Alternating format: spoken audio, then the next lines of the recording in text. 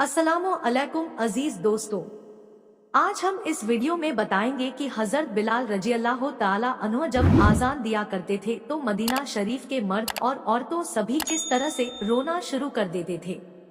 जब रोज़े अनवर पर आप रजी अल्लाह ताला अन्हु तशरीफ लाए तो मोहब्बत रसूल में आपका हाल क्या हो गया था।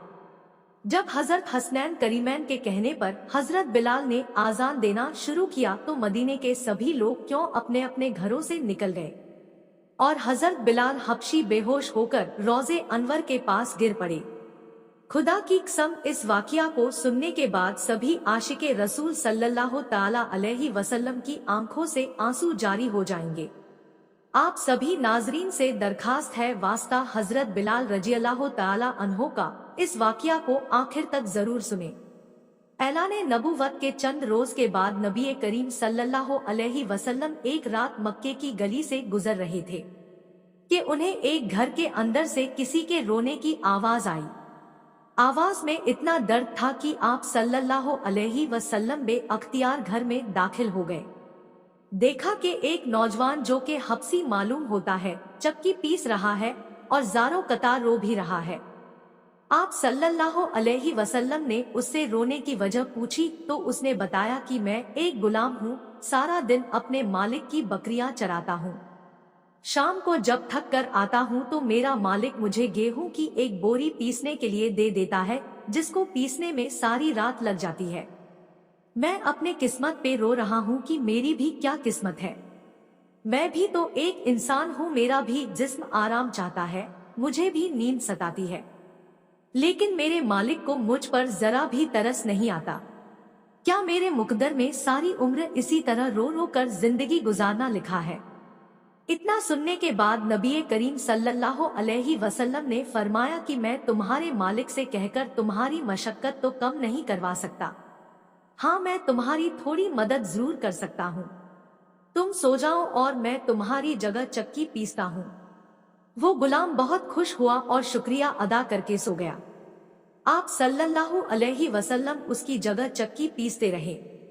जब गेहूं खत्म हो गई तो आप सल्लल्लाहु अलैहि वसल्लम उसे जगाए बगैर वापस तशरीफ ले आए।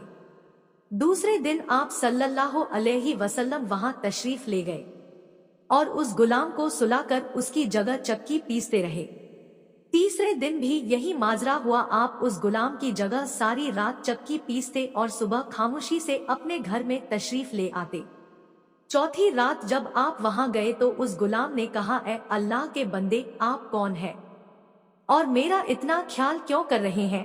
हम गुलामों से ना तो किसी को कोई डर होता है और ना ही कोई फायदा, तो फिर आप ये सब कुछ किस लिए कर रहे हैं। तो आप सल्लल्लाहु अलैहि वसल्लम ने फरमाया, मैं ये सब कुछ इंसानी हमदर्दी के तहत कर रहा हूँ, इसके अलावा मुझे तुमसे कोई गर्ज नहीं। नबी अकरम सल्लल्लाहु अलैहि वसल्लम ने फरमाया, क्या तुम्हें मालूम है कि मक्का में एक शख्स ने नबुवत का दावा किया है।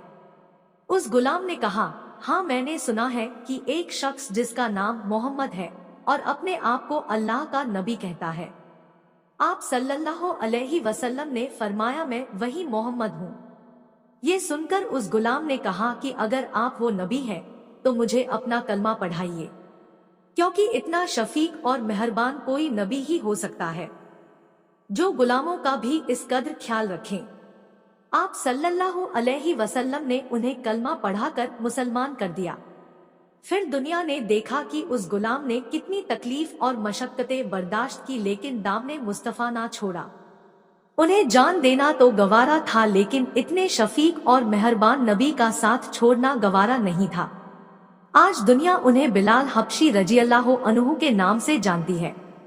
नबी करीम सल्लल्लाहु अलैहि वसल्लम की हमदर्दी और मोहब्बत ने उन्हें आपका बेलौस गुलाम बनाकर रहती दुनिया तक मिसाल बना दिया। हुजूर सल्लल्लाहु अलैहि वसल्लम के वसाल के बाद सैयदना बिलाल हबशी रजी अल्लाह अन्हु गलियों में ये कहते फिरते कि लोगों, तुमने कहीं रसूल सल्लल्लाहु अलैहि वसल्लम को देखा है तो मुझे दिखा दो। फिर कहने लगे कि अब मदीने में मेरा रहना दुश्वार है और शाम के शहर चले गए। जब हजरत बिलाल रजी अल्लाह अन्हु मदीना शरीफ से शाम चले गए तो एक रात ख्वाब में उन्हें नबी करीम सल्लल्लाहु अलैहि वसल्लम की जियारत नसीब हुई। तो आप सल्लल्लाहु अलैहि वसल्लम फरमा रहे थे, ए बिलाल, क्या बेवफाई है, तूने हमें मिलना छोड़ दिया, क्या हमारी मुलाकात का वक्त नहीं आया। ख्वाब से बेदार होते ही ऊंटनी पर सवार होकर लब्बैक या सैयदी या रसूलल्लाह कहते हुए मदीना मुनव्वरा की तरफ रवाना हो गए। जब मदीना मुनव्वरा में दाखिल हुए तो सबसे पहले मस्जिद नबवी पहुंचकर हजरत बिलाल के निगाहों ने आलमे वारफदगी में आप सल्लल्लाहु अलैहि वसल्लम को ढूंढना शुरू कर दिया। कभी मस्जिद में तलाश करते तो कभी हुजरों में। जब कहीं ना पाया तो आपकी कब्रे अनवर पर सर रखकर रोना शुरू कर दिया और अर्ज किया, या रसूलल्लाह, आपने फरमाया था कि आकर मिल जाओ। गुलाम हुजूर की खिदमत में मुलाकात की गर्ज से हाजिर हुआ है, ये कहा और बेहोश होकर मज़ारे अनवर के पास गिर पड़े। काफी देर के बाद होश आया, इतने में सारे मदीने में ये खबर फैल गई कि मुअज्जिने रसूल हजरत बिलाल रज़ियल्लाहु अन्हु आ गए हैं। मदीने के बूढ़े जवान मर्द, औरतें और बच्चे इकट्ठे होकर अर्ज करने लगे कि बिलाल, एक दफा वो आजान सुना दो जो महबूबे खुदा सल्लल्लाहु अलैहि वसल्लम के ज़माने में सुनाते थे। आप रज़ियल्लाहु ताला अन्हु ने फरमाया, मैं माजरत चाहता हूँ, क्योंकि जब मैं आजान पढ़ता हूँ तो अशहदु अन्ना मुहम्मदुर रसूलुल्लाह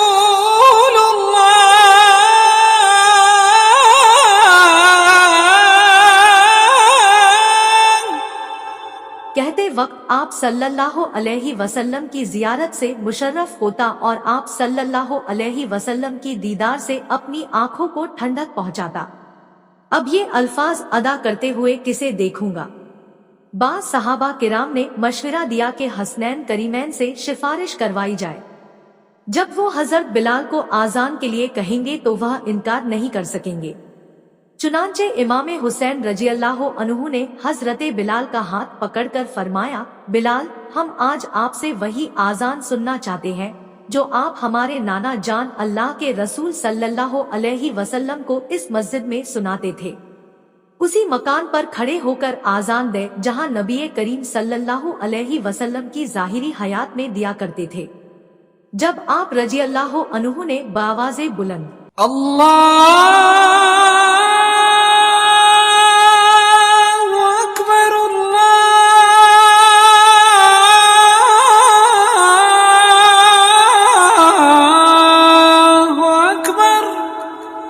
कहा तो मदीना शरीफ गूंज उठा। आप जैसे जैसे आगे बढ़ते गए जज्बात में इजाफा होता गया। जब अशहदु अन्ना मुहम्मदुर रसूलुल्लाह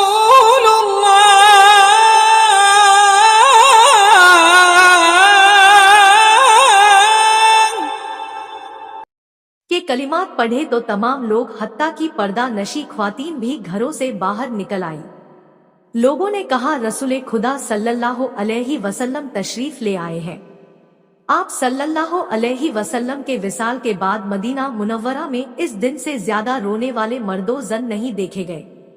नबी करीम सल्लल्लाहु अलैहि वसल्लम सैयदना हजरत बिलाल हब्सी कायनात की वो पहली अजीमो मुक़द्दस हस्ती है जिनको दुनिया के पहले मुअज्जिन होने का आला शर्फ हासिल हुआ।